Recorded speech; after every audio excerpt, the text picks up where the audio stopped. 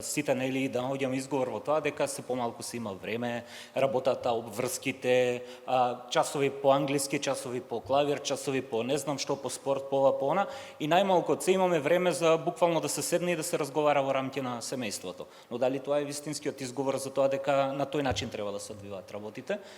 Факт е дека треба малку повеќе да се разговара и на тој начин да можат да се отворат децата, но реалноста е, и господин Петар тоа го нагатна, значи имаме различен тип на фамилии, различен тип на семејства. Дали секое семејство на ист начин постапува во такви ситуации, дали кај сите е стигнато до тоа ниво на отвореност да може детето слободно да каже што му се реално случува. Ние имаме различни ситуации што доаѓаат буквално од семејства од различен тип на категории. Не секаде е дозволено буквално да се каже дека се наоѓаш во одредена ситуација.